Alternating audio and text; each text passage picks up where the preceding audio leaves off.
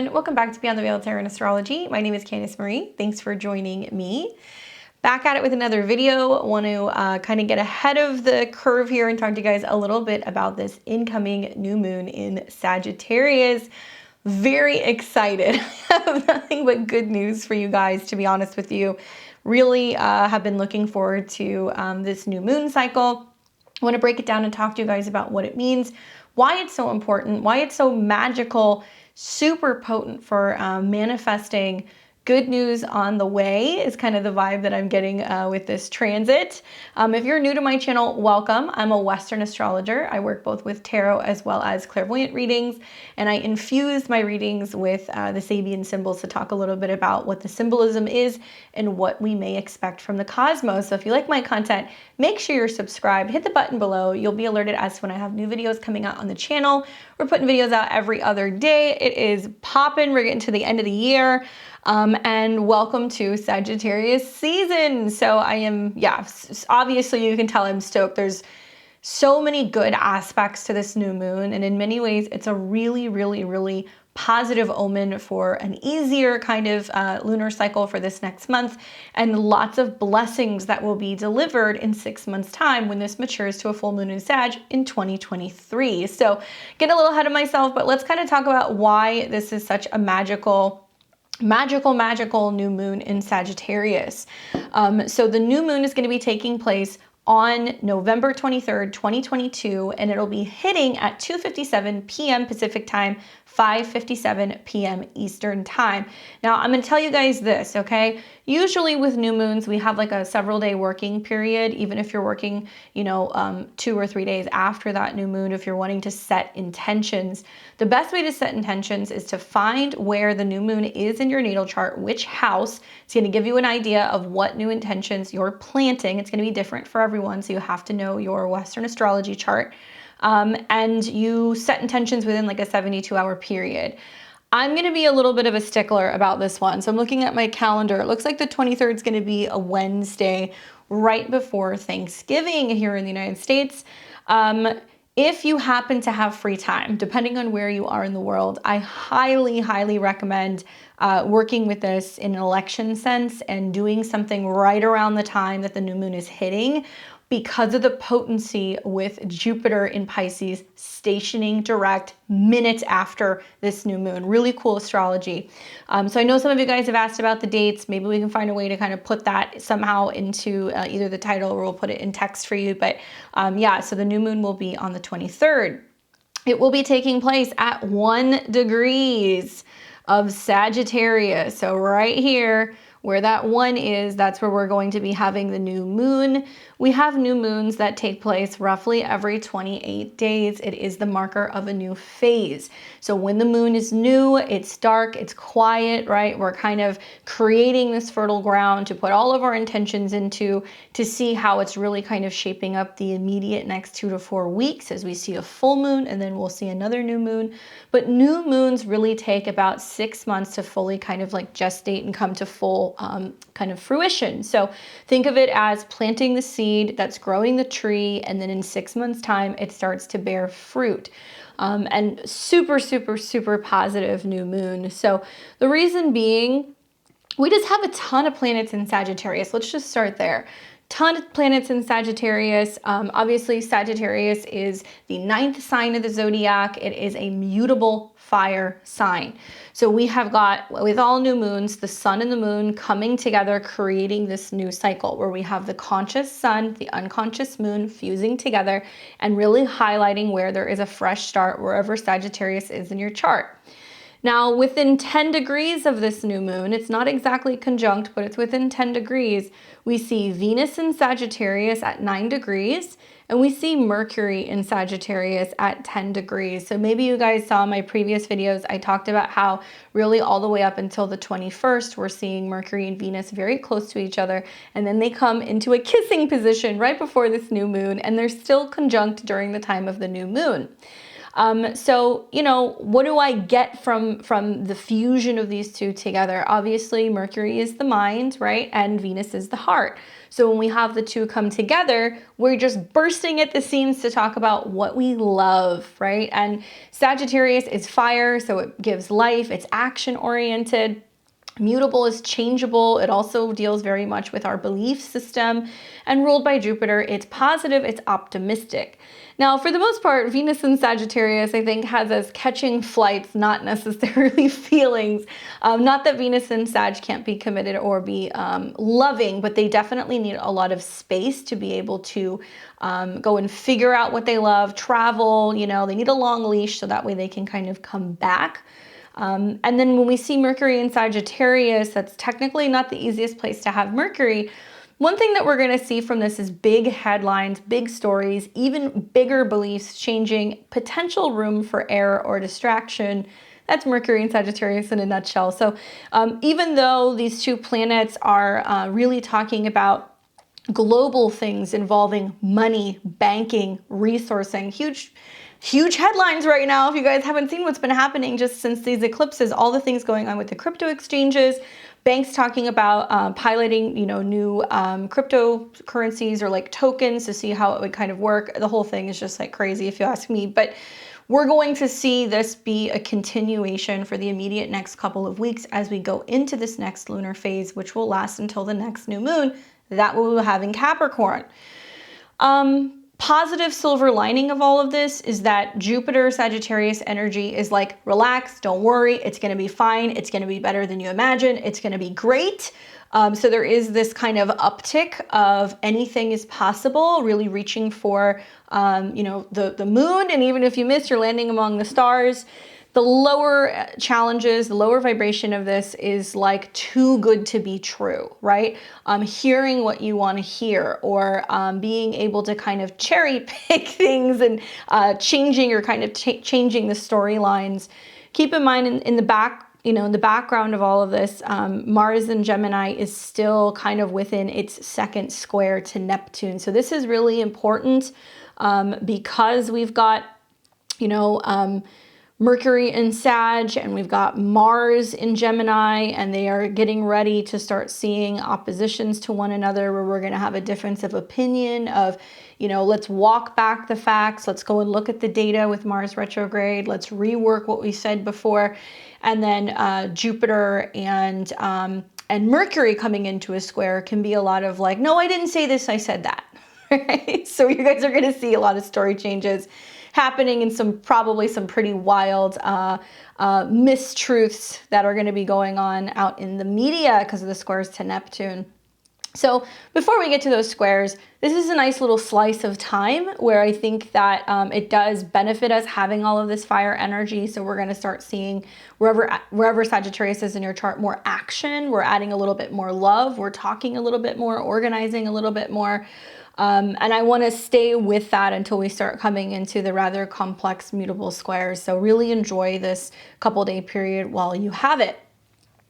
So like I said, new moons are new intentions. Sagittarius is very much about trust and truth. Those are the two words that really kind of come to mind when I think of Sagittarius. Ruled by Jupiter, so we're always going to be talking about the legal side of things, the religious side of things, the moral high ground. But Sagittarius wants adventure, freedom. They want to be able to focus on their beliefs or their culture or their philosophy. And so significant, like I said, the fact that we have Jupiter that is just stationing minutes later. I think it's going to be like 3:05. It's within 5 minutes. So within 5 minutes, we're going to see that the station is going to happen. No, excuse me, 3:02, 3:03. So within 5 minutes, Jupiter is going to be going direct.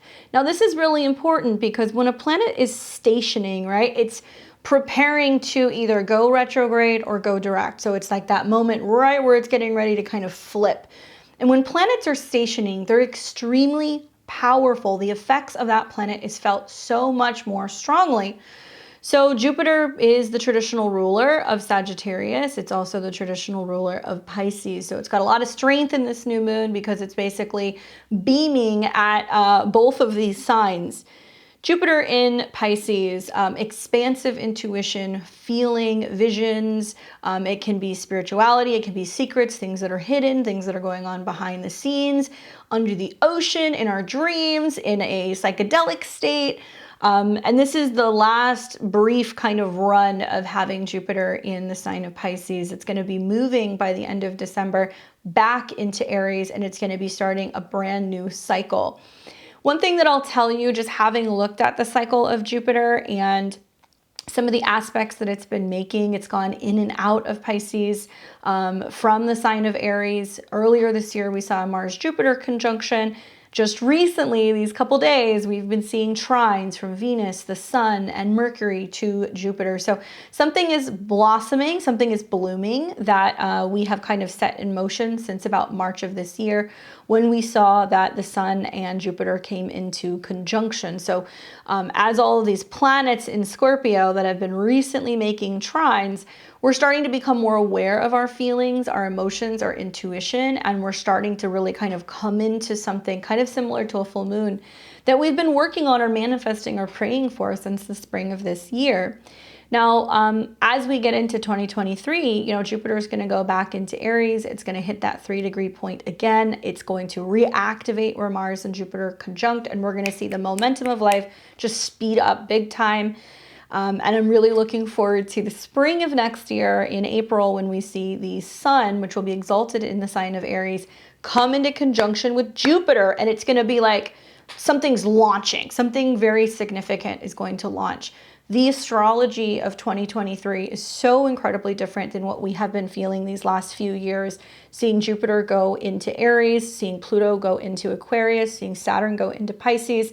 Very different vibes, and I think that this is the beginning process of really kind of tuning into what our dreams are, how big, how positive life can be, what we believe in. And Jupiter is really trying to get our attention during this lunation, because he's basically saying, dream big, even if it's not going to be something you can make happen right now. Put the thoughts, the ideas into action. Start creating something. Start focusing on what you love. And if you can do that, then you're going to be in a much more abundant, happier, expansive space next spring. So let's break down some of the aspects, and then I'm going to read to you guys the Sabian symbols associated with this new moon. So let me correct this here, because I think I had it set up for when we had Jupiter go direct. Okay, so there we go. So it is going to be 2:57 p.m. Pacific, 5:57 p.m. Eastern.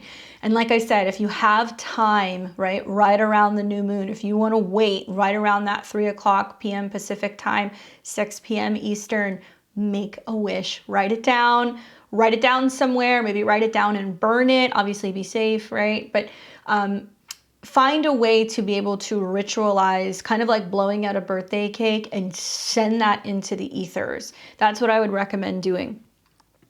So if we break this chart down and we take a look at what's kind of going on here, besides this stellium of planets that we have in Sagittarius, which is super spicy, super feisty, very action-oriented, moving and shaking. Like I said, we have Jupiter that is in the final degrees, and it's getting ready to station. Now, there's another reason why this is such a potent moon, and it's not just because Jupiter's station and all these planets that are going to be in Sag. It's also going to be the fact that we have the square from this new moon. Okay, excuse me, not the square, the trine from this new moon to Jupiter.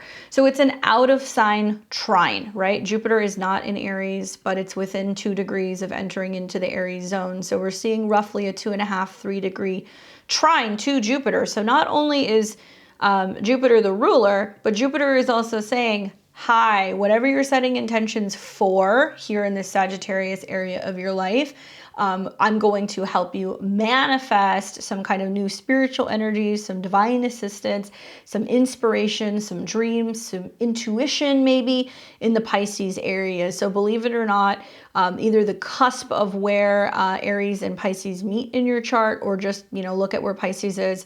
A little bit of positivity is going to go a long way, envisioning, meditating, working on kind of calming our spiritual minds, and and asking for support and grace and assistance, I think, from higher powers, whatever that may be. Whenever we get into the area of Sagittarius and Pisces, things get very spiritual, religious, philosophical, right? Like Sagittarius has connections with not just culture, but also like higher education and higher belief systems. The ninth house was associated with our connection, our ability to kind of talk to God. So that's why we see like priestly people and sages and all kinds of like, you know, metaphysical people that are kind of situated in the ninth house, and they help us connect to these higher belief systems.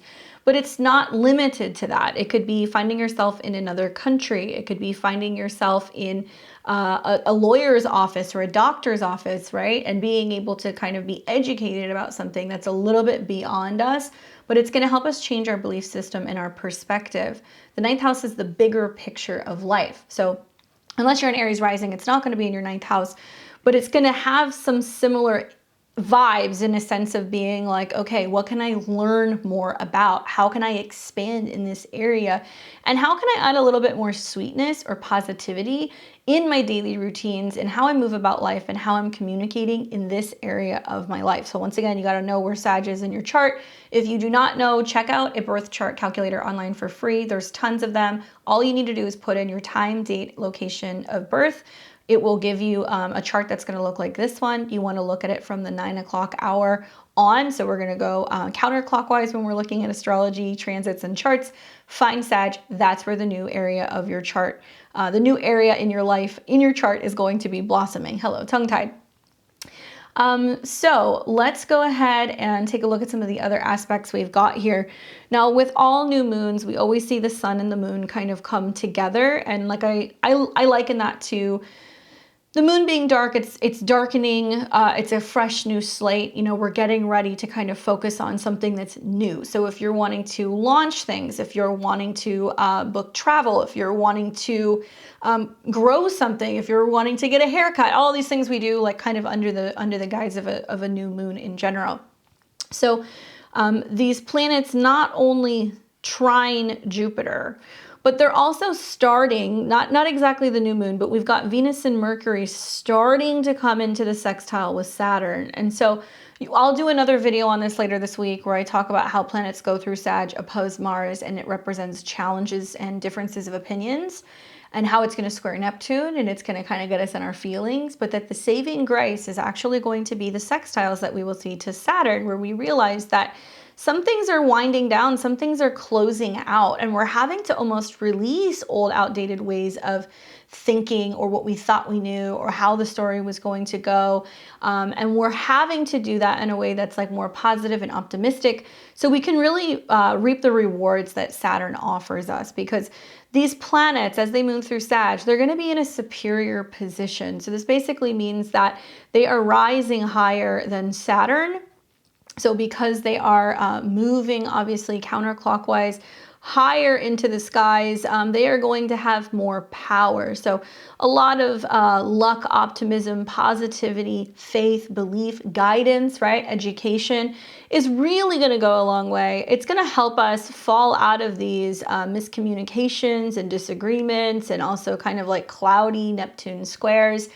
Unfortunately, this energy is going to be in the skies, and it's going to get a lot of people very unexpectedly. So not a time to be gullible, not a time to be hoping or buying into things that may not necessarily be realistic. I'm not saying don't hope for the best, but there is a need to seek guidance and to be a little bit more practical and a little bit more active. Sagittarius says, hey, we got to get active here. We got to start looking more into this. We need to explore this. So take a look at where Sag is in your chart. That's where that's going down. We've also got Jupiter, which once again is the ruler of this new moon, in a sextile to Pluto. So we're going to lose this pretty soon. Once Jupiter goes back into Aries, we're going to start losing that sextile. But because Jupiter deals with expansion, it can deal with abundance, it can deal with treasures. I think this is an expansion of our intuition, our emotions, our feelings, our dreams. Also the spiritual realm, things that are kind of outside of us that we can't quite see, but we can feel it, right? Jupiter in Pisces very much is vibes. the vibes with the sextile to Pluto. And so these are some two heavy hitting planets. You know, Pluto doesn't really screw around, deals with power, control, change, transformation. And this is, I think, talking about what's going on right now with governments, right? With institutions, with those who are in power. And it's at a 26, so it's dealing with money. And so that's why there's all this confusion right now that's like, what the heck is going on in the world? Like, why are some of these crypto institutions breaking down? That's an association with Pluto. It's also Pisces. It's dissolving. And what's not clear, and it's gonna get clearer here pretty soon. We may not see more about this until closer to the new year, but Pluto is about having control, and Jupiter is about global things in Pisces. So there's like lots of secret stuff that's being concealed. For those of you guys who are watching this, you're like, how does that affect me? It can literally be you going, I have this feeling that this thing is gonna change. I have this feeling that, you know, I'm about ready to like no longer let this control me any longer, or I have a feeling there's more going on here.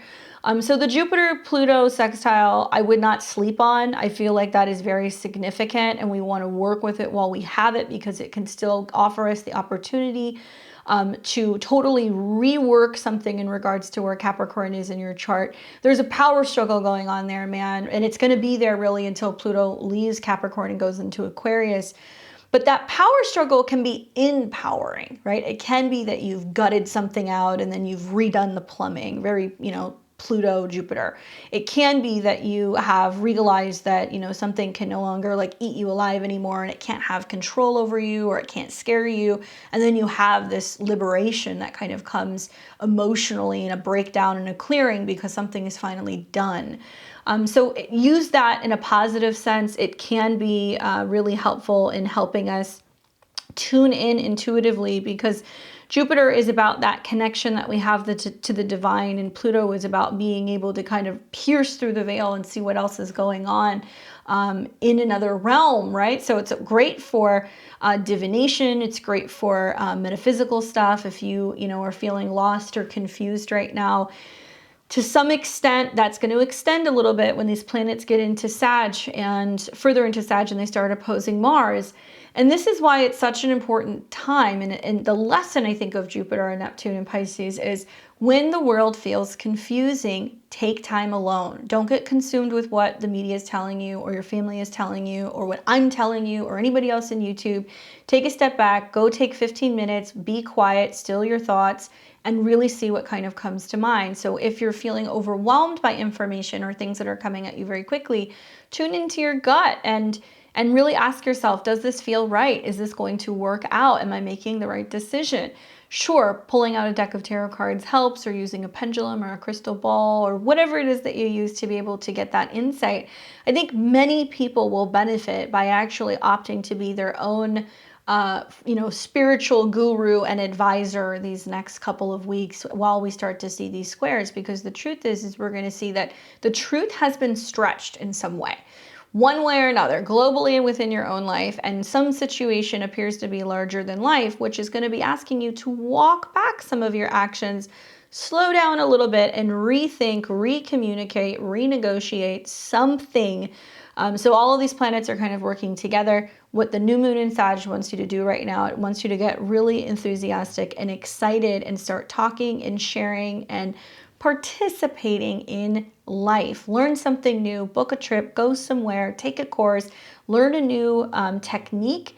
And Sag doesn't just have to be, you know, higher education that is at a university, right? It can be self-taught. You can go and find a mentor. You can go to a training event.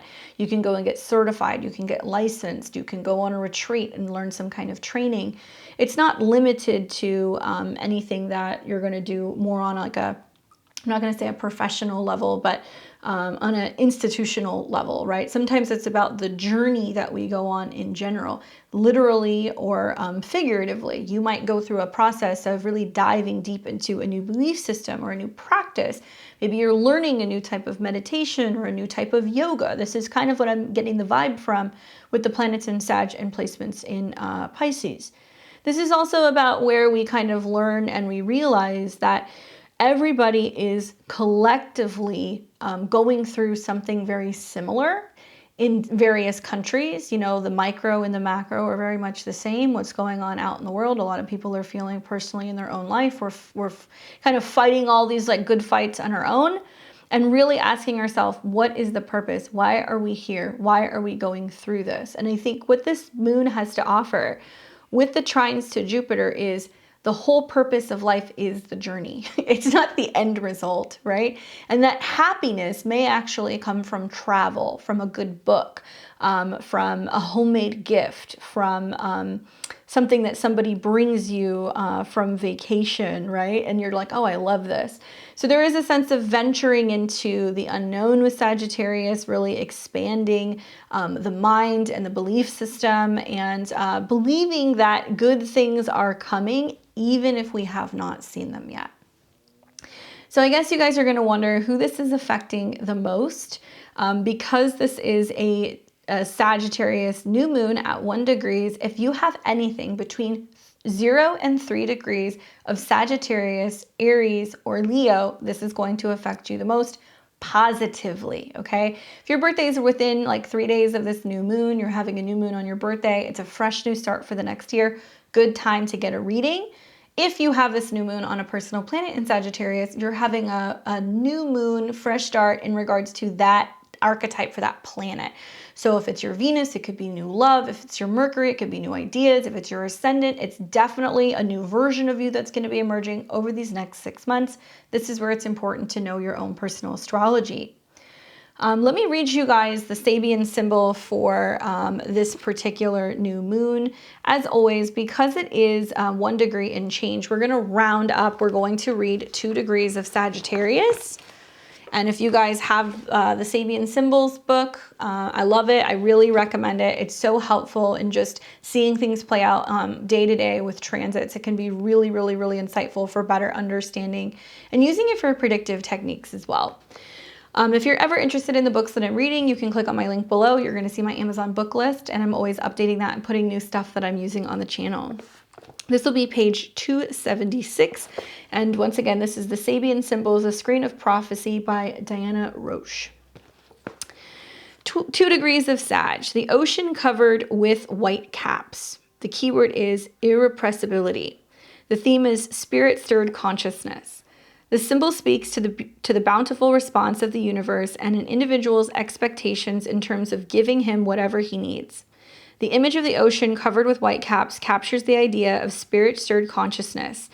In this image, a certain restlessness of the soul and anticipation of the vast potential and opportunity lying just beyond. The emphasis in the symbol is the necessity for channeling or directing energy of this restlessness towards accomplishment of worthwhile goals.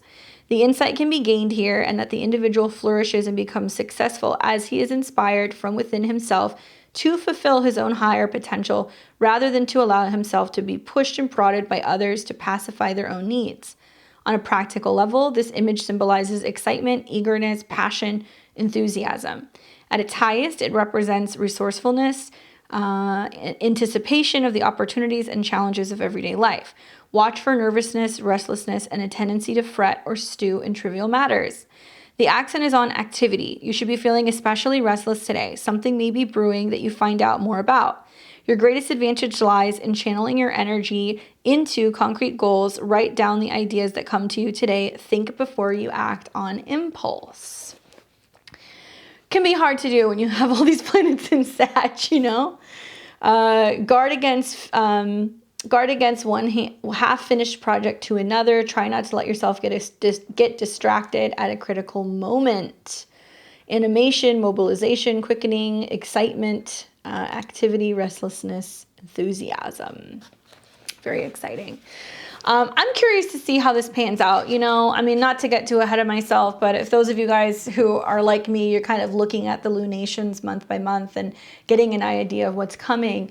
The next full moon that we're going to have, which is going to be in Gemini, I'll pull this up just to show you, just to give you a sneak peek. But the next full moon that we have in Gemini is exactly conjunct a retrograde Mars. Exactly.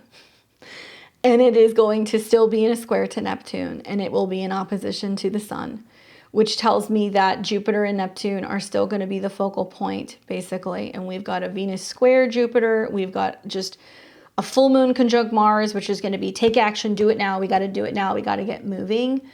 So I feel like this is such an amazing lunation right now to be working with, and basically kind of going like, where do I need to take action? So that way in 2 weeks time, we can reflect on what we've written down, what we've been thinking about, and then we're getting ready to take action, because it's too soon right now, right? We're going to need about 2 weeks for that to kind of pan out, and then we're going to have to wait till we get to that new moon in Capricorn. So obviously kind of getting down to the wire for the last, new moons in 2022 before we get into the new year.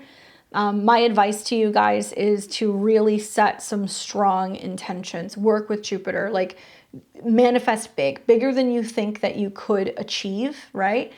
Because even if it's a little less than, likely you're going to find, especially from about April through June of 2023, it's just like on like Donkey Kong. So I'm excited to see what happens. Let's go ahead and get into the predictions for each and every one of the 12 signs. You guys know I've got you on that. As always, this is going to be tarot and astrology for each and every one of the 12 signs. I am a Western astrologer. I'm going to be making whole sign predictions for each and every one of the 12 signs. To make the most of my predictions, I recommend that you listen to my rising sign first, then followed by the sun and then the moon.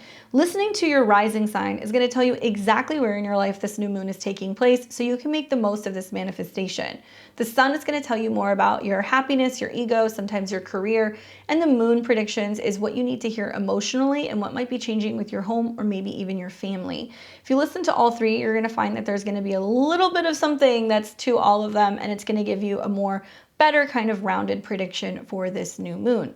But like I said, if you have anything from 0 to 3 degrees of the fire sign, so Aries, Leo, Sag, super positive, very potent for you, okay? This is going to be fresh new energy. If you have 0 to 3 degrees of the air signs, so if you are other than Gemini, Gemini will have the opposition, but if you're Aquarius or Libra, you're going to be having a sextile and air fuels fire, so it's going to be supportive for you.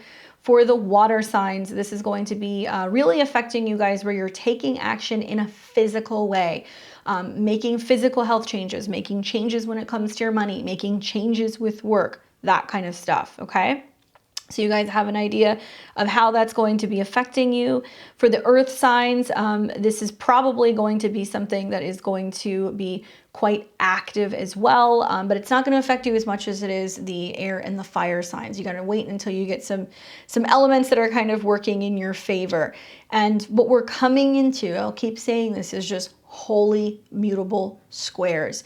So we want to use this new moon to set intentions, to get really clear about where we're going, what we believe in, because faith and belief is going to be so important as we start getting into some of these transits. Once these planets start moving into the oppositions and the square, we're going to really be finding ourselves in that pretty much from about November 30th all the way until the sun comes out of a square with Neptune to December 14th. So that's going to be 2 weeks where we're going to be like, I don't know what the hell's going on. I don't know. We just have to kind of trust the process, or we have to pray, or we have to hold space, and we have to really believe in something bigger than ourselves, and use that guidance and that positivity and that optimism to know that we're going to get to the other side, okay?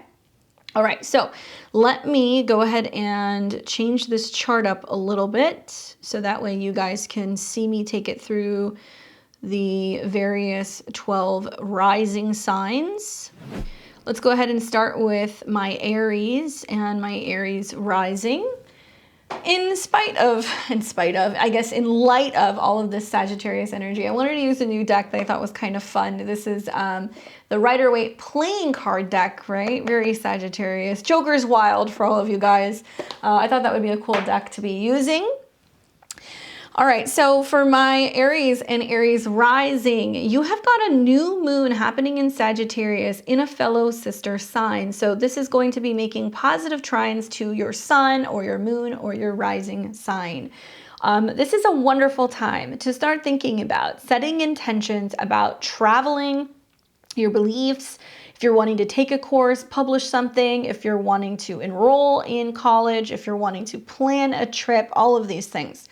This is how you want to use this energy the best. You have your 7th house lord and your 2nd house lord. So to me, it seems like there's some conversation about where you're going, either life-wise or quite literally with another person. It can be an advisor, it can be a mentor, it can be a marital partner, boyfriend, girlfriend, whatever. And you're going to start talking about like what the future holds with them. Planning, organization, strategy seems to kind of come to mind. So there's a need to really talk about stuff and get clear about where we're going. So that way, when there is a launch or a relocation or a trip or something like that that happens in the new year, you remember this conversation, you stick to the plan, right? You stick to what you have kind of organized or kind of scheduled. And this is so important because you need to be thinking about the silver lining. You need to be thinking about that even if things get a little turbulent here, that you're going to remind yourselves, we're going back to this agreement, we're going back to this conversation, this is what we're going to be doing, and we're not going to kind of veer off that path. Traveling, though, seems to be like really beneficial. So if you're traveling in the midst of this, or you're taking some time off to take a course or attend a seminar, anything like that, super positive. Obviously, the 9th house can also deal with like metaphysical or esoteric stuff. So if you're wanting to learn more about that or focus more on a religious or spiritual belief, you can do that too. Those of you guys who are looking to publish something, launch a campaign, or possibly even start a legal process of some kind, this is right after this new moon is the time that you would like to do it, okay? I had a card jump out. That card was the Lovers. A little smaller than usual, sorry guys. The Lovers card, I love this because I feel like for you, this is like basically saying there's 2 options, there's 2 choices, right? It could be 2 places, 2 classes, you know, do I go left, do I go right? And it represents a changing of the mind, which is already happening for you because you have your chart ruler Mars retrograde in your 3rd house. And I think that you're walking back something that you said or something that you have been thinking about. You're realizing that there's like a bigger plan at play. And so it might be helpful in kind of going like, well, maybe the delay was for a reason, or maybe the rerouting was for a reason. This can also be traveling with the one that you love, or getting love from a distance, or sending a letter to somebody, or going to visit someone, or going on a holiday with people that you love in some capacity. The Lovers is a positive card. I think it's so strongly tied to the 9th house. I'm really loving that it's all trining your ascendant if you're an Aries rising. And I feel like you're a little bit more positive and optimistic about some of the hurdles that you have to overcome because you know that you have somebody by your side that supports you through the process. Good luck, Aries. All right, so we have got Taurus and Taurus rising. Hope you're doing well, Taurus. We have got a brand new moon in Sagittarius that is going to be setting up in your natal 8th house. Taurus, this is kind of sexy, to be honest with you. I mean, a new moon in the 8th really reflects on intimacy, security, merging with another person. We have got Venus involved, which is really significant because Venus is your chart ruler, very close to Mercury. So Mercury rules your 5th house of investments and children and taking chances and falling in love. It also rules your 2nd house, which deals with money and resources. When planets rule through the 8th house, usually you get repaid for something or something that somebody owes you. It can also be a time where if you're in a business partnership or a marital partnership, your partner somehow makes like a chunk of change. Taxes, inheritances, benefits, all of that stuff kind of come through here. Intuitively, I feel like if you're somebody who is looking to get some help with accounting or handling your tax documents, finding somebody who can kind of help you make sense of this, especially if you're an artist, a creative, or somebody who's self-employed, this is the time to get the show on the road. You will see in 2 weeks' time when you have a full moon in your 2nd house, there is a payment that is due. There is a chunk of change that's going out. Somebody is saying, pay for something, or I'll give you something, or let's, have an exchange or a deal. So this is really important to start looking at money owed, debt, consolidations, loans, mortgages, all that stuff. But for the most part, because Venus is intertwined, it's saying like, yeah, I got stuff I got to pay off, but I got money coming in. So if you've been waiting on something, it might come within this next lunation. The 8th house rules joint assets, sexual energy, and intimacy as well. So this is a time where things can get a little steamy. It can be really great for just kind of connecting and having a little bit more action when it comes to your sex life in general. You know, Taurus, naturally, Sagittarius inconjuncts your sign. So it kind of rubs your sign a little bit the wrong way. And it's interesting to see planets go through the 8th house because it does represent a total change. So there's something changing about the bigger picture of your financial life. There's something positive that's kind of brewing when it comes to your joint resources with other people. Perhaps maybe it's just that, you know, the process of security and stability and intimacy with another person is really kind of getting honest and going deep with some of the things that have been hidden, that you have not spoken about. And that can be about how you really feel or about your finances in general. Let's see what the cards have to say for you, Taurus. Ooh, 9 of Cups. This is the wish card. This is a card that is very strongly associated with Jupiter as well. So I'm really excited to see this card come up for you. The 9 of Cups really talks about setting your sights on something and being like, this is what I want. And then the genie comes out of the bottle and goes, as you wish. I'm not surprised by this. I feel like right now, especially for the next 2 weeks, there's a strong feeling of like manifesting, like I need this thing, I need this object, I need this support, I need this check to go through, I need this sale to go through, I need to reach this kind of quota. And it looks like you're going to reach your goal. I think part of it is also just because with Mars retrograde in your 2nd house, you're totally reevaluating what you value, what you're spending money on, what you're eating. Like you're releasing any fears that you have about financial issues, and you know that the universe is going to have your back, or that you have people who are also supporting you, so that way you can move forward and feel good about some of the changes that you're making in your financial life. So good luck. Definitely make that wish, Taurus. It's going to be really positive for you. All right, so now we've got Gemini and Gemini rising. My Geminis, I am so curious to see what's happening here. So you've got a new moon that's taking place in your natal 7th house, which is your opposite sign. This is other people. So it can be anyone from your committed relationships, like, you know, your romantic partners, your husbands, your wives, anybody who you're committed to, others in general, your services also, your clients, your astrologer, your therapist, anybody who partners with you, okay? So we've got a new moon. So those of you guys who are single and you're like, I want to meet someone, it is on. Great moon to set intentions to be able to connect with somebody who is going to be a match. I love this for you, Gemini, because Venus is involved, which is the ruler of your 5th house of true love. And Mercury is involved, which is your chart ruler. So there is a sense of really talking about what you love, wanting to have fun, going out on dates, talking about the future, what the future holds, what trips you guys are planning together, whether or not you guys are planning ceremonies, if you're talking about getting married, if you're talking about getting engaged. I guess this could be more for people who are in relationships. If you're in a relationship, you might see things really just kind of, the momentum kind of pick up. And if you are single, it's a really good omen that somebody is coming in. But keep in mind, there's a lot of action these next 2 weeks, and then it's going to take about a full 6 months for this to totally unfold. But if you are looking for business partners, new clients, if you're looking to put out new services, if you own your own business or start some kind of new campaign, if you're looking for a lawyer or somebody to kind of support you and represent you, this is the time to do it.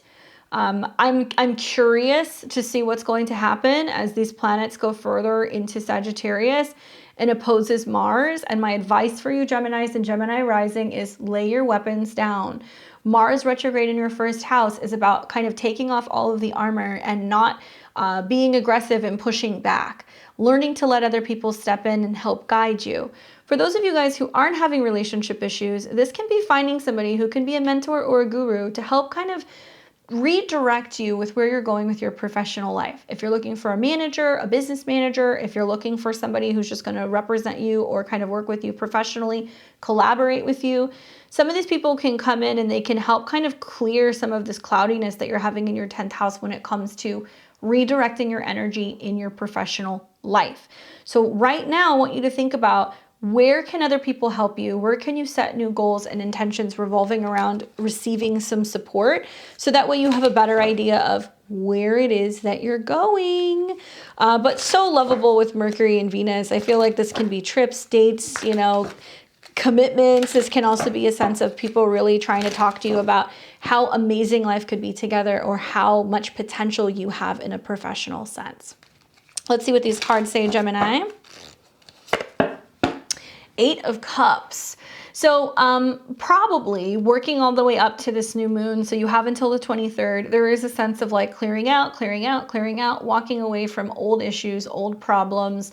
For some of you guys, this can have an effect similar to a full moon. I know that sounds confusing, but it can be like, okay, this isn't working. I'm moving on. We're moving on to better places, happier times.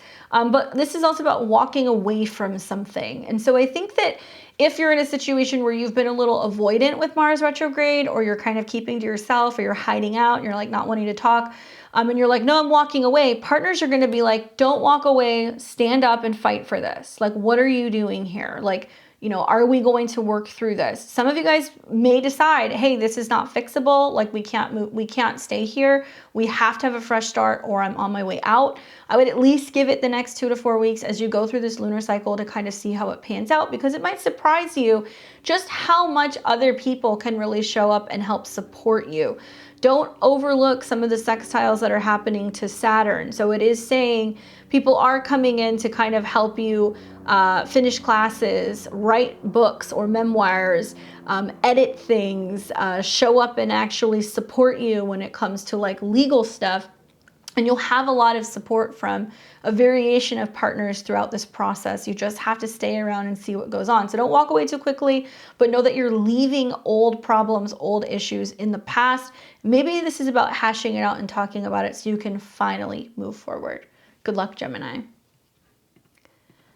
We've got Cancer and Cancer rising. Hope you're doing well.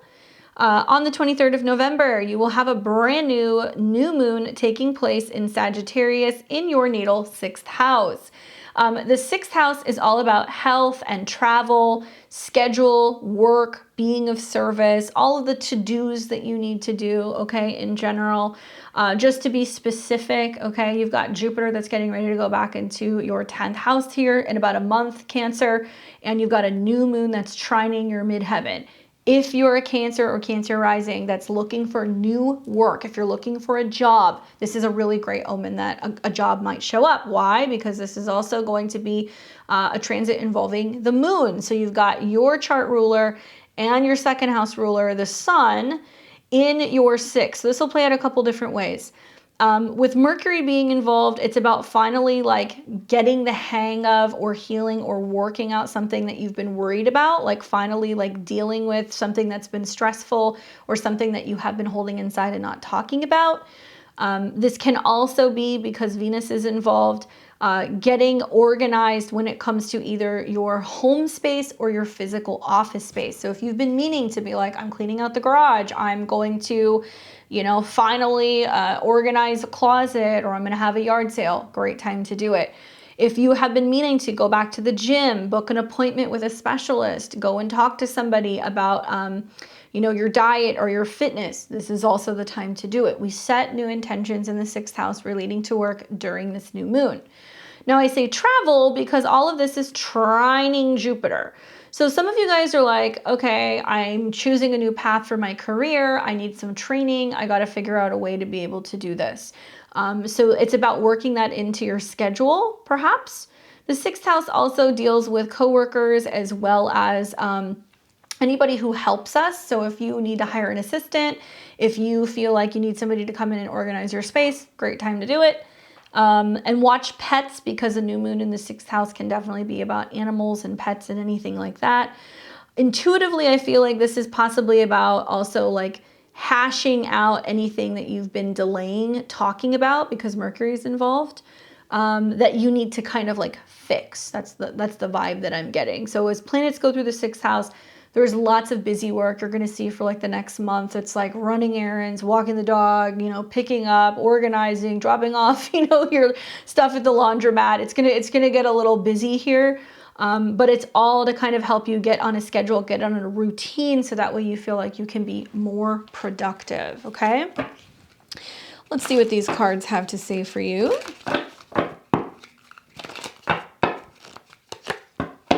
Wheel of Fortune, wonderful. This is a card that I associate always with Jupiter anyway, so I think it's really saying that there's like a little extra bit of sweetness, both where Jupiter as well as where this new moon is. By whole sign standards, Jupiter is conjunct your midheaven right now, so you're gonna see pretty much from the better part of like December on, and it's really going to pick up momentum March, April of 2023. Huge changes for you work-wise. But in order for you to see those changes come in, some of you guys need an office, or some of you guys need to hire staff, or some of you guys need to get organized, or you need to deal with a health issue, or you need to just get your life in order so you feel like you can be more productive. So Jupiter is saying, with the Wheel of Fortune, anything is possible. You just need a little bit of guidance before you enter into some of these new positive changes that will be taking place next year for your career. The Wheel of Fortune reminds us that sometimes things go up and sometimes things go down, but for the most part, everything is connected and it's happening for a reason. It's about a change of fate.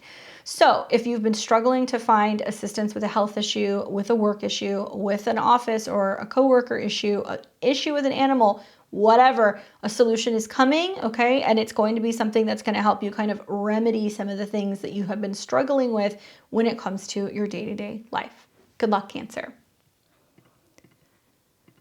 We've got Leo and Leo rising. Brand new moon taking place in your 5th house on November 23rd in Sagittarius. So this is going to be really yummy for Leos because it is a sister sign. So it's going to be trining your sun, your moon, or your rising sign.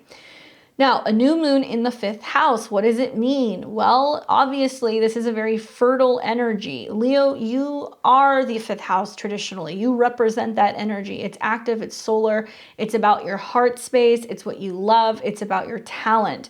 So if you are hoping to start a new hobby, if you're hoping to launch your own business, if you're wanting to start something new in a romantic relationship, if you're wanting to have children, if you're wanting to plan a trip, or just be better with your self-expression, this is the time.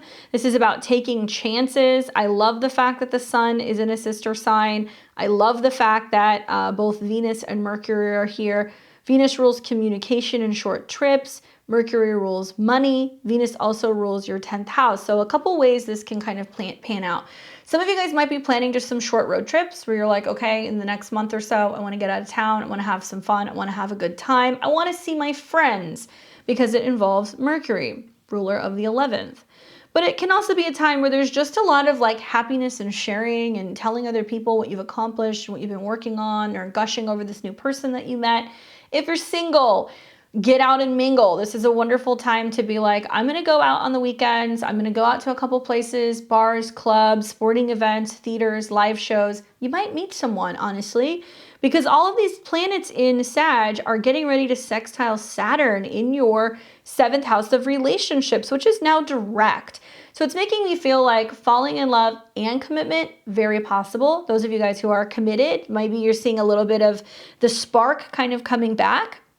Maybe you're going to be feeling like getting on stage, being front and center. So maybe you're learning about acting, or you're learning about painting, or you're trying your hand at gambling, even with the 5th house. So you might find yourself in some of these places that are going to be a little bit more fun and active. But yes, a new moon here definitely is an indication that something new in terms of matters of the heart is getting ready to come into fruition over these next few months. So if you're hoping to get pregnant, if you're a Leo rising, this can be an indication of a good time to try. You might find out within 2 weeks that there's pregnancy news, or it might take about 6 months. You'd have to look at your personal transits, but this is definitely a good time to kind of start in general, okay? Let's take a look and let's see. I wonder if you guys are going to be going to like theme parks and parties. It's kind of the feeling that I'm getting, like anything that you feel like is going to bring you happiness and kind of help you kind of tune into that inner child. Ace of Wands. Intuitively, I'm like, this is a very sexy time, but Ace of Wands is about fresh new starts in terms of things that make you feel alive. right? So there's some daredevil energy with Sagittarius being here, you know, and the squares that are going to happen to Jupiter is like really taking chances in love, really taking chances even with investments. But Ace of Wands is saying like it's time to grow something. So what is it that you're growing? What are you wanting to grow? Is it a garden? Is it going to be raising a child? Is it going to be making the decision that you want to gamble a little bit more when it comes to your investments and taking chances in hopes that something is going to be larger? But this is what inspires you. So everything that you're doing right now is in the name of inspiration and also just like action and lighting your soul on fire, honestly. So something new is emerging. Really look for this. Intuitively, I feel like more April through next summer is when some of this stuff is going to come together, but nevertheless, a great time to start. Good luck, Leo. All right, so we have Virgo and Virgo rising. We got a new moon that's going to be hanging out in your natal 4th house of Sagittarius, setting brand new intentions in regards to your home, your family, your roots. My Virgo risings. Life is real right now. You're going to have a ton of planets that are going to be squaring within your 4th, 7th, and 10th house over these next 2 weeks. Breathe is what I want you to do, okay? Just take a breath.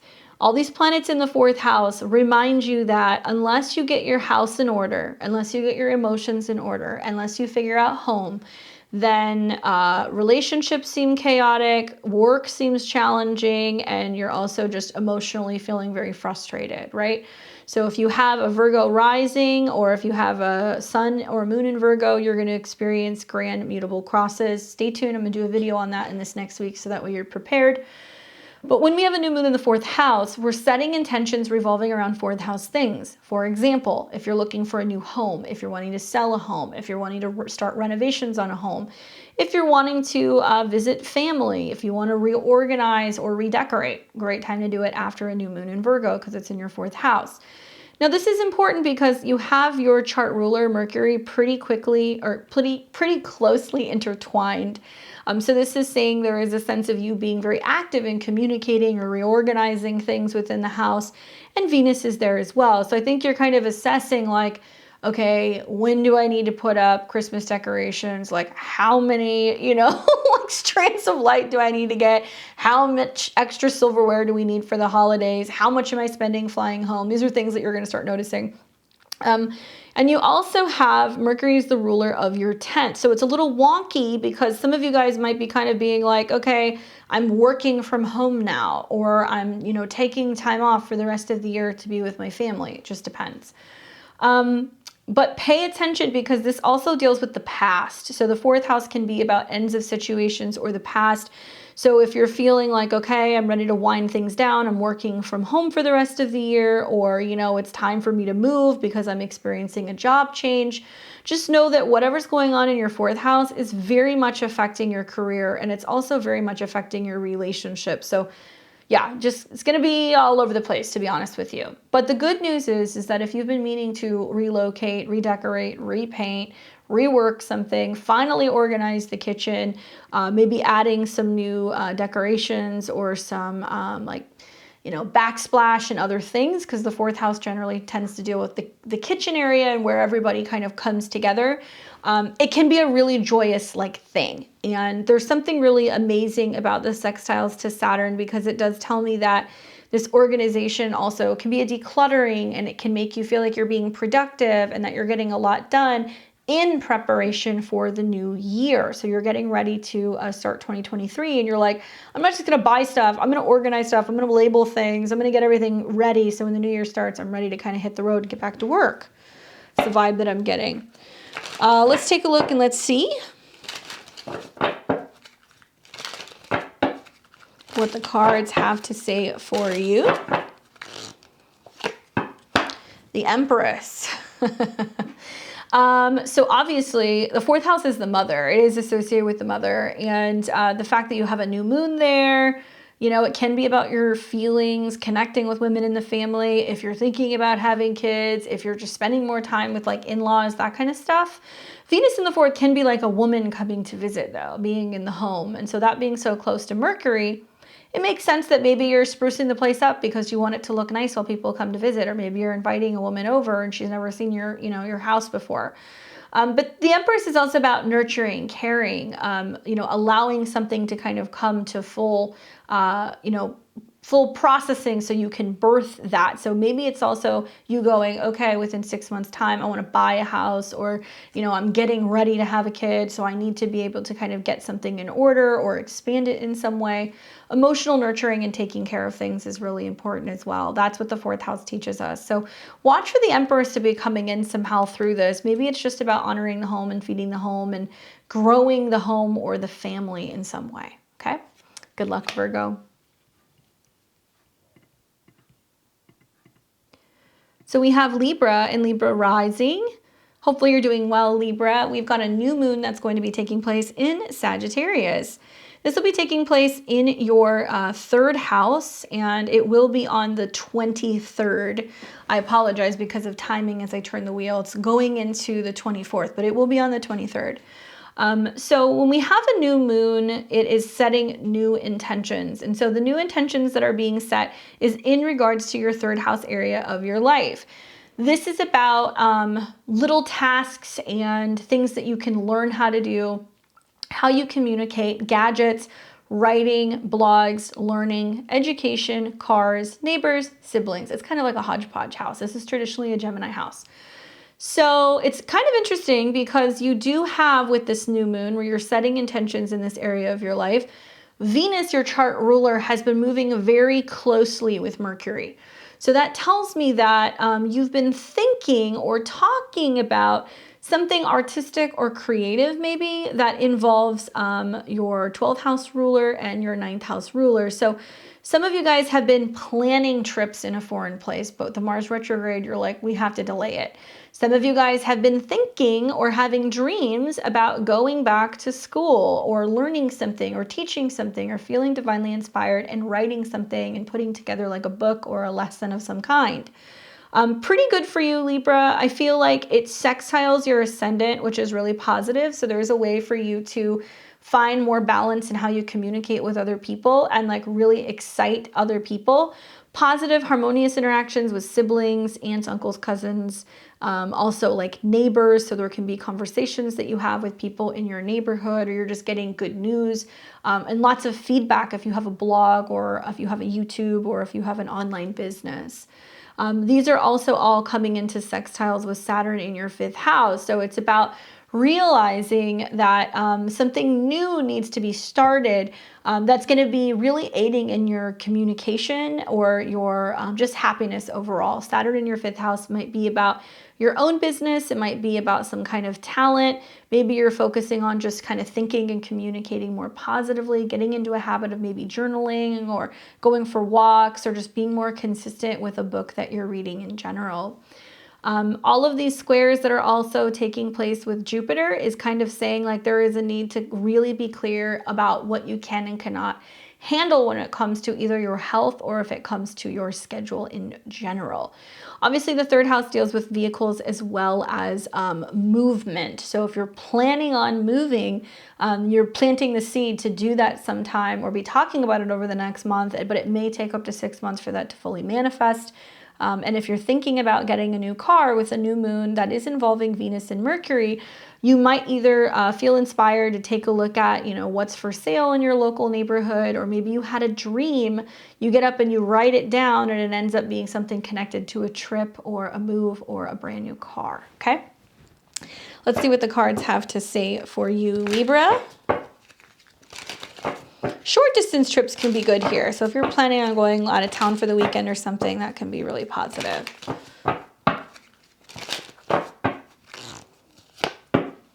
Two of Swords. Intuitively, and maybe it's just me because I'm a Libra rising, I feel like Mercury being so strongly connected to Venus is a lot of like being like, I don't want to jinx it. Like I have this feeling this thing's going to happen, but I don't want to jinx it, or I don't know if I should say anything. Very Two of Swords. It's like, do I say something? Do I not? Do I go left? Do I go right? Like not being able to make a decision or not being able to see clearly quite yet Definitely with the squares to Neptune and the oppositions to Mars, we're going to have some kind of changes of your schedule coming up here pretty soon.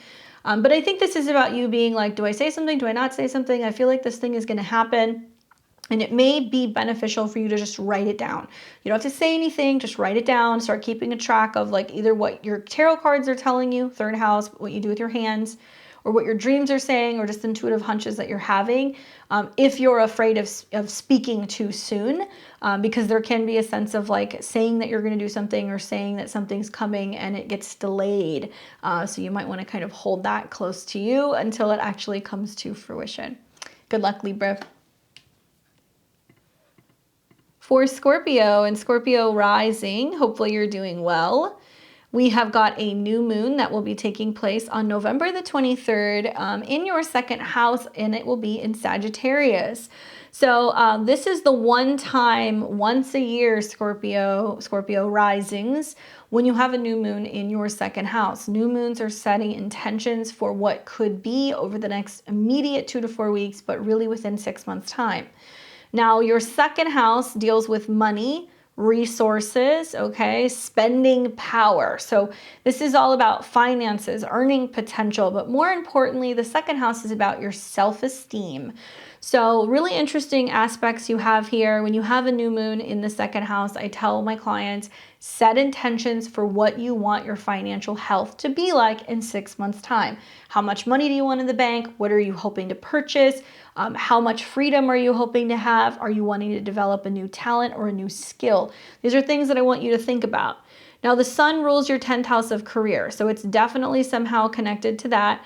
But Venus rules your 7th house, which is other people. So whether you have a business partner, you work with a spouse, you have clients, like you're setting intentions for what you're wanting to bring in from others. And here's where it gets interesting, Scorpio. Venus is other people. It's also things that you don't see or come out of the blue or something that you're manifesting. And Mercury has to do with other people's resources and goals.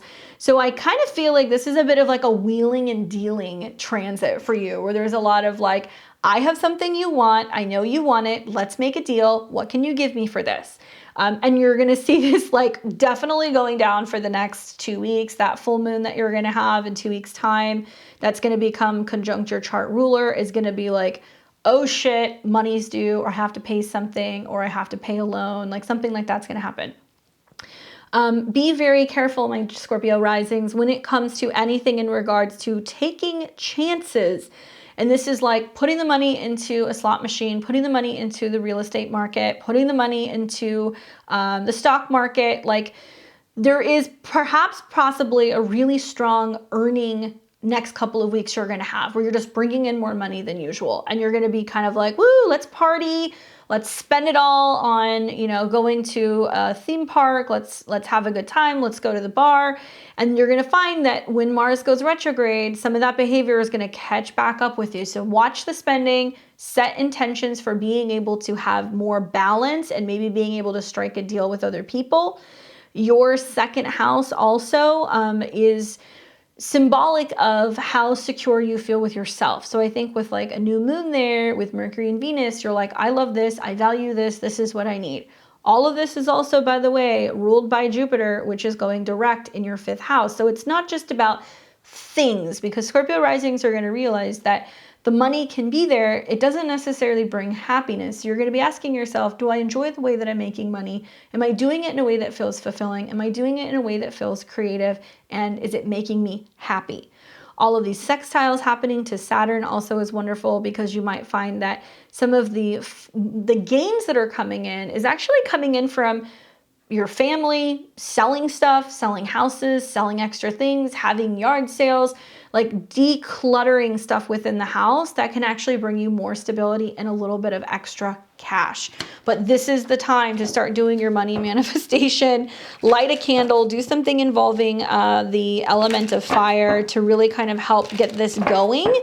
And whether this is something that hits in the immediate next 2 to 4 weeks, or it takes closer to next spring, it is going to definitely bring you more money. It's going to bring you more work too, because Scorpio rising, you got Jupiter going into your 6th house next year. So you're going to be just seeing how much work is taking place March, April, May of 2023. Ace of Cups. What did I say? What do I love? Which is interesting because the ruler of this is in your 5th house. For some of you guys, there is a motivation behind this. It's like you want to go on more vacations. You want to have more free time. You want to have more money freed up so you can invest, or maybe you want to be making more money because you're planning on having a child. For a lot of Scorpio risings, Jupiter and Neptune has been this conjunction in your 5th house, realizing what life could be if you were to have children or to have a family. And you're starting to kind of feel the pressure of like, okay, in order to do that, like I need to generate some extra cash. So focus on what you love. Ace of Cups is basically saying it can bring you something new that you love. It could bring an I love you. It could bring a very generous gift, or it can just be that you're working hard for the things and the people that you love the most. Okay? Good luck, Scorpio. My Sag and Sag risings, new moon, new you, huh? Very interesting energy that we have going on here for you, Saggies. This is going to be a new moon on November 23rd. I'm going to keep saying that over and over. I know I sound like a broken record, but it says 24th and I don't want you to get confused. So we've got a new moon that's going to be in your sign. So when you have a new moon, if it's in your sun, moon, or rising, it depends on where that is. Obviously, we're looking at the rising sign. So a new moon in the 1st house, first of all, is a new, like a fresh new start for you. So you're wiping the slate clean. If you want to have a radical new haircut, if you want to go through your wardrobe and chuck a bunch of stuff and buy, you know, a new style, if you're wanting to set new intentions for how you want your body to look, like whatever it is, goals, whatever, now is the time to do it. Sag risings have a whole lot of potential right now. I will say that, because the fact that you have just a gangbusters of planets in your 1st house, it's bringing all of this attention to what you want. How do you want to move through life? What are you hoping to achieve for yourself? Now, this new moon involves Venus, which is about your health and your routine, and it can also be about organization or just finding more assistance. It also involves your 11th house lord of goals. So I definitely think that between an eclipse that we just had in your 6th house and all this energy in your 1st, you're hoping to get your life to where you feel like you have more time to take better care of your health, or really start seeing the effects of some of the changes that you've been making with your routine within your physical body. We also have Mercury involved, which is the ruler of your 10th house of career and your 7th house of partnerships. You know, it's funny. It's like, and I would say this to any sign, like, you know, I remember when all these planets were going through Libra, and I'm a Libra rising, and I had, you know, Sun and Mercury and Venus, and when the moon was there, it was just a lot of me being like, I need this, I need that. That's how the 1st house works. It's very personal in terms of your appearance and just what you're hoping to achieve. So I think a lot of Sagittarians are going to be like, I need some space. I need some freedom. I need to get on a plane. I need to go somewhere. I need to focus on myself. You can be a lot more self-critical. And I want to just keep reminding you this. You're going to hear me talking about this throughout this next week. I will tell you that having the sun on your ascendant brings so much energy and vitality to you, and the sun is your friend, okay? Yes, it rules the 9th house, so I think that's why some of you guys want to travel or you're wanting to teach something. But Venus on your ascendant is like, ooh, beautiful, gorgeous. You have that as of now. So as you're watching this video, Venus is already in Sagittarius, Mercury is nearby. I want you to be practicing like mantras in front of the mirror and like telling yourself like what you love about yourself.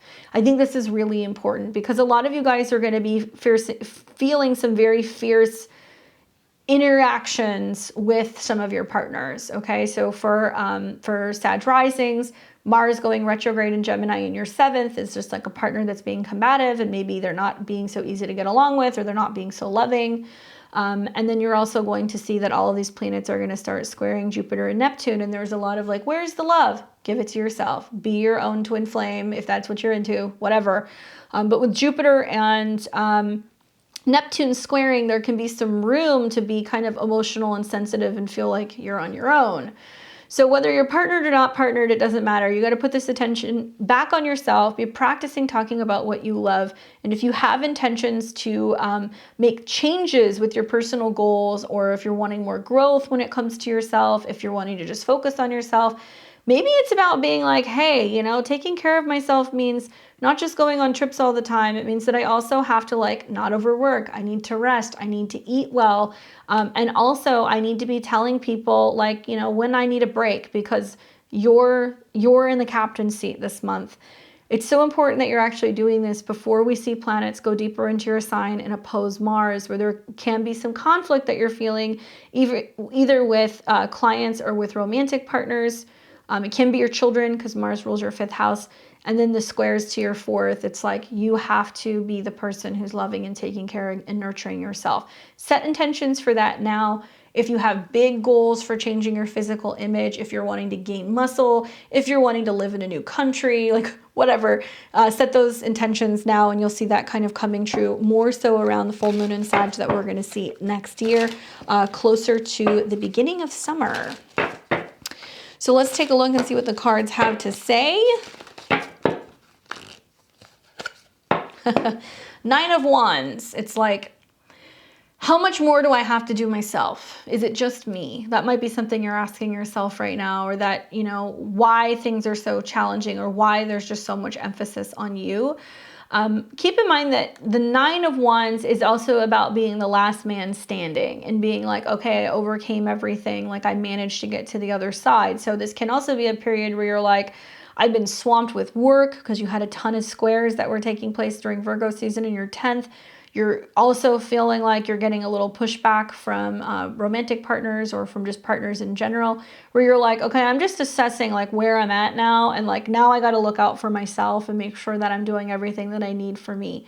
Have a spa day, treat yourself, take care of yourself, not just because it's birthday season, but more so because I think this is also this realization of just like how challenging the last year has been. And now that you have overcome that and you're assessing where you stand now, you're setting new intentions. So you're not feeling like the next year is going to be you doing everything on your own, if that makes sense. Communication is such a big thing with these sextiles to Saturn as well. I cannot tell you this enough. Like sitting down, having a conversation, having a phone call, writing it out, telling somebody how you feel, and just letting them know what it is that you need, even if that's just a little bit more alone time with yourself. Okay. Good luck. And to those of you guys who are having your birthday this week, happy birthday to you. Let's look at Capricorn and Capricorn rising. Welcome back. How's it going? We have got a new moon that's going to be taking place on November 23rd in Sagittarius, and that will be at 1 degree in your 12th house. So 12th house business. Well, this is hidden, this is spiritual, clearing, private, secret, dreams. I think for some of you guys, this is going to be about your hidden secret beliefs. It can be tuning into past lives, tuning into your intuition. The 12th house is very much associated with the hidden realm. So whether it's like hospital rooms, or it's prisons or sanctuaries or temples or retreat centers, other countries, whatever, that's where the 12th house is kind of connected to. So for you to have so many planets here, the sun, which is a good time for rest and recuperation or devotional work and focusing on connecting to your higher self, Venus, which rules your 10th house of career and your 5th house of romance and fun, and Mercury, which rules your 6th house of work and also your 9th house of travel. I'm kind of feeling like for some of you guys, you're like, that's it. I'm checking out early for the rest of the year. I'm taking a break. I'm going on a vacation. I'm going to another country. I'm going to a retreat center. Like, fire is very active, but the 12th house is very private. So it's weird to see Sagittarius in the 12th. And I feel like this is maybe you being more active either in an astral and a dream sense, or there can be this feeling of like needing to go and be alone out in natures and taking a break from it all, working hard, long hours behind the scenes with things that inspire you, right? Now, you're coming into, now that it's Sag season, you're coming into the month before your birthday, or the 3.5 weeks before your birthday. This is the cosmic clearing. So when planets go through the 12th house, it's like where things go to rest or to end. So the pros and cons I'll give you. The pros of this are spiritual, connected, metaphysical, otherworldly, divine. I mean, it's a great time for inspiration, but it's also like Netflix and snacks. Maybe on an airplane because it's in Sagittarius, maybe in an Airbnb somewhere in another city. But this can also be like you being like, okay, I'm wrapping up a job and I'm having to work long hours to complete this. I am, going behind the scenes and kind of wrapping up relationships or keeping relationships private because it rules your fifth. It can also be that you're like, I'm physically having to travel because it connects to Mercury, and also it connects to your schedule. So there can be a sense of like, I'm traveling, taking time off of work, or, trying to find ways to balance everything, and life just feels very overwhelming. The point is that 12th house energy is where things kind of wrap up. So there can be this feeling of a cosmic clearing with a lot of things, with beliefs. You might feel a little squirrely because it's so active, and you might find that it's harder to rest. So I would recommend actually taking a vacation or learning a spiritual practice or a technique or a meditation or some yoga before bed, lighting a candle and trying to maybe kind of work some of this energy out so you can go to bed and you can actually rest. If you're feeling a little squirrely, prayer helps. And anything that is like art, or like I would think like coloring books or other things that are just going to kind of help you wind down and do something creative right before you go to bed so you can kind of better deal with this energy. Dreams can be very significant with the sun in the 12th house, with Mercury in the 12th house. And I'm wondering if dreams are coming in, or maybe it's just that your intuition is kind of kicking into overdrive, because this is ruled by Jupiter. So this can be about like, automatic writing, journaling, reading tarot cards, like getting into forms of divination. So you're getting confirmations for some of the things that you're feeling. Jupiter's super close to your 4th house. It's going back into your 4th house. So some of you guys might be actually moving further away. Some of you guys might be visiting family in another country. Some of you guys might be spending time with family that might be undergoing some kind of medical treatment. Or they can be going through that in another place, just to be honest with you. So let's take a look. Let's see what the cards are saying.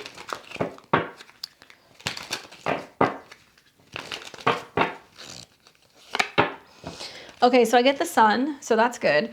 So this is about positivity, optimism, overcoming challenges, finally like making your way through something and being really stoked about the results and being happy and being able to share the results with someone.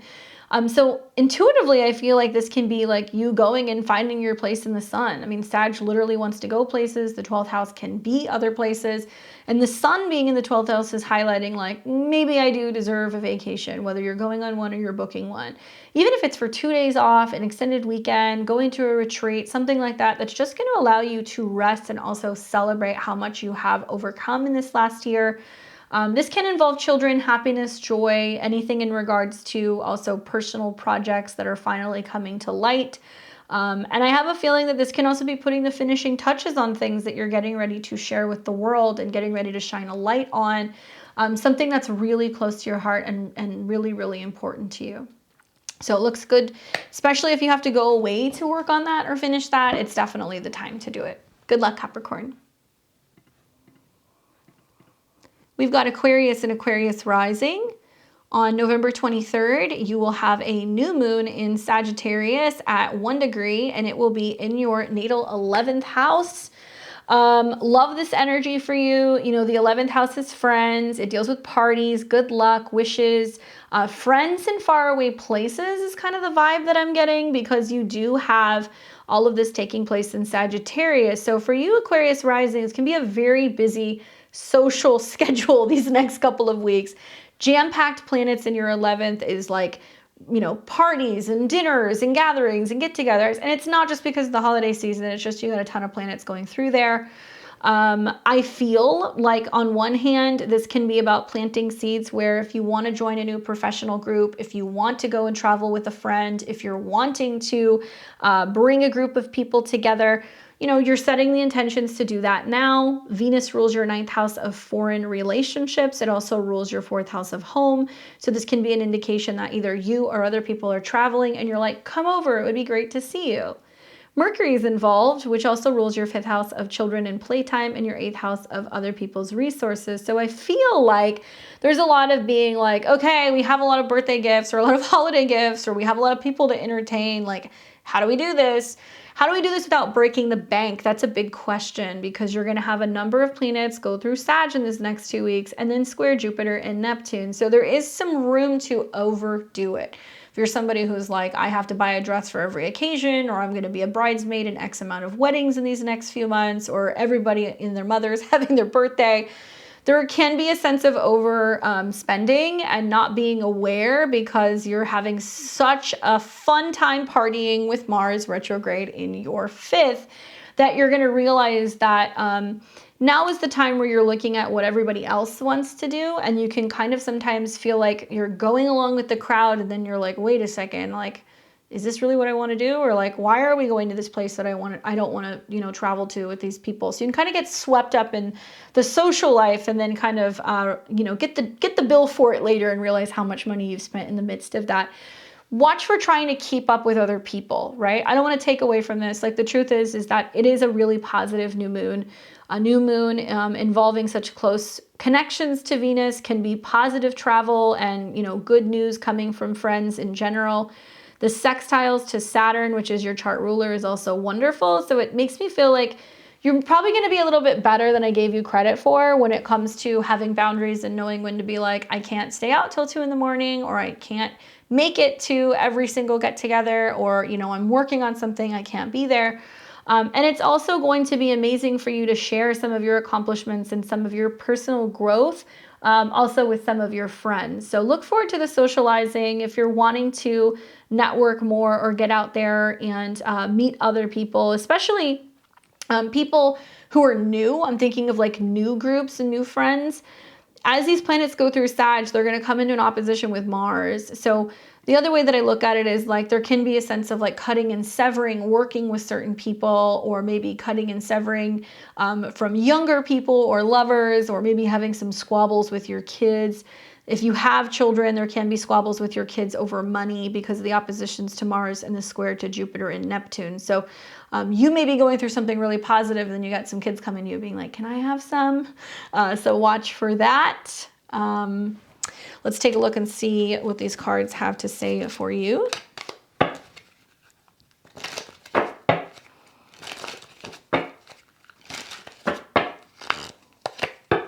Queen of Cups. I like it. Emotional, sensitive, intuitive. Can be a water sign, so it can be a Cancer or a Scorpio or a Pisces. Venus is in the mix, you know, so I see that. It can be that there is like a friend that comes in that you connect with that's really compassionate and caring and helpful and generous, and they're there for you even if you just need someone to just talk to on the phone. But this can also be somebody who feels inclined to give you really good, loving advice. And I really think that this is the case actually with Jupiter, with Venus and Mercury coming together, that it can be a friend that's like, I'm here for you. What do you need? How can I help you? What can I give you? How can I be of service to you?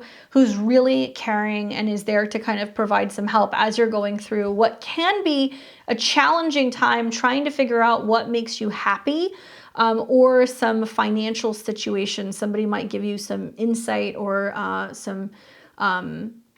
they might give you some advice when it comes to what you do with your money or your resources. Okay, so look for that.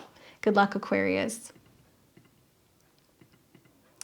For my Pisces and Pisces rising, you have a brand new moon taking place. This will be on November 23rd in your 10th house of career. So this is a big one for you, Pisces. Your 10th house. So this is career, responsibility, new work opportunities. If you're looking for a new job, if you're looking to launch a new business, if you are looking to connect with people professionally, or you're just more focused on your public image, this is the new moon where you set intentions for these things. You will probably see a lot of action in this area of your chart because you got a loaded 10th house. It is all about being in the public eye, showing up, giving presentations, being a boss, you know, dealing with superiors, managers. And it's some wonky energy, both for you and the rest of the mutable signs, but you and Virgo really. This is all squaring your Neptune, Jupiter in your first house. So there's a lot of like, okay, I got to go out there and I got to do this thing. And you could be telling people at work, it's going to be good. It's going to be great. Don't even worry. It's going to be amazing. I'm launching this new thing. And you want to be careful not putting the cart before the horse, okay? Because there can be a sense of just, pun intended, Sagittarius, astrologer joke for you there. You want to really be careful because as we start seeing these planets go through your 10th house, it's going to square Jupiter and Neptune, which can represent your perception being off, or that there was a sense of like, you know, believing that it could work out better than it would. And then you're going to see oppositions to Mars, which tells me that there can be some home things taking place in a couple weeks time that's actually challenging for you to get some of these work projects up off the ground.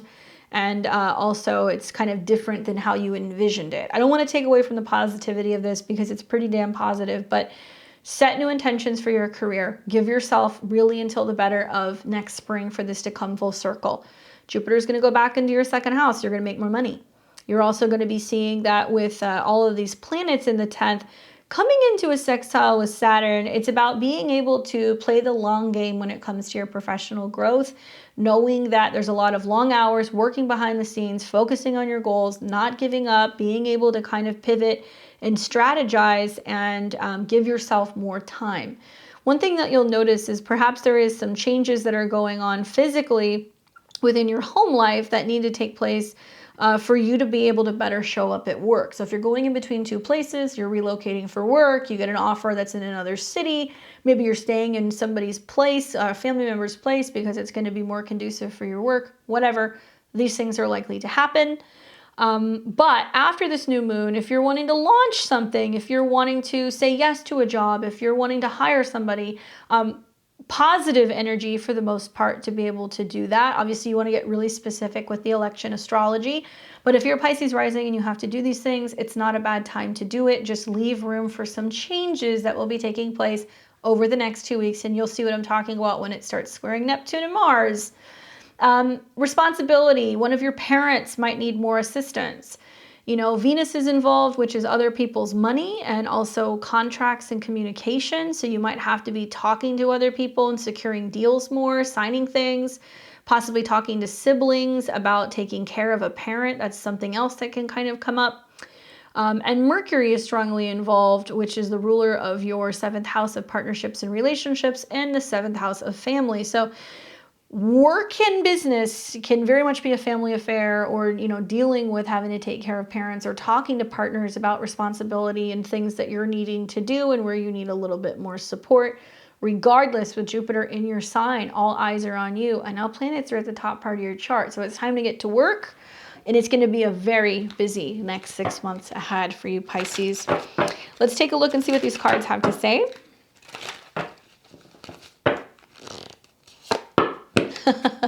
10 of Wands, a heavy burden to carry, lots of work, lots of things to get done. This is a completion card though, okay? So you must be hanging out with whoever else it was that got this. I don't remember who it was. I think it was Capricorn.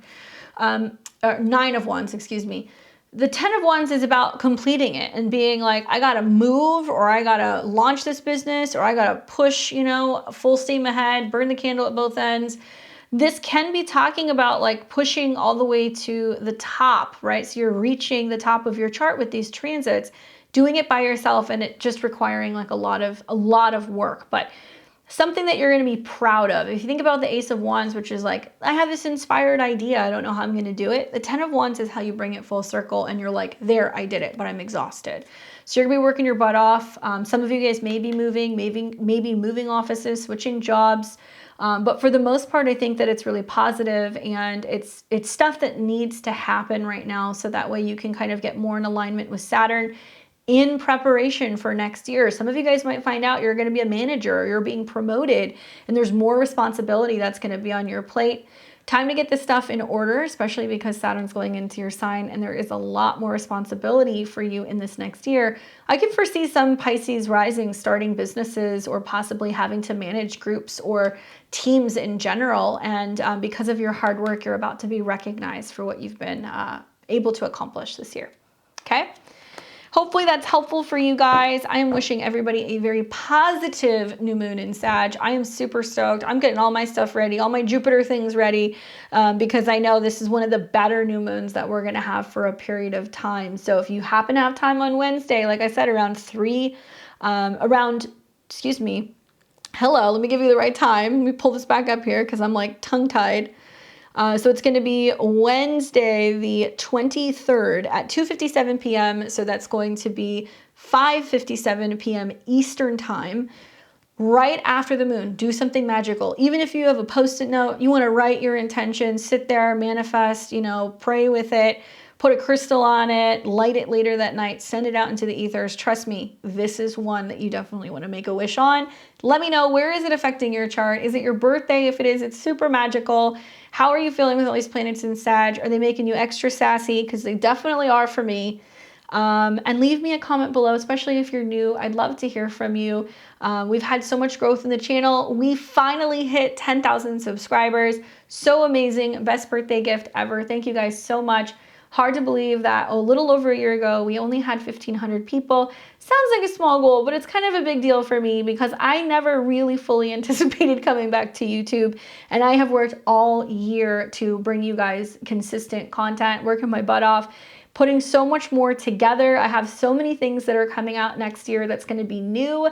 One of which is my brand new 2023 astrological calendar.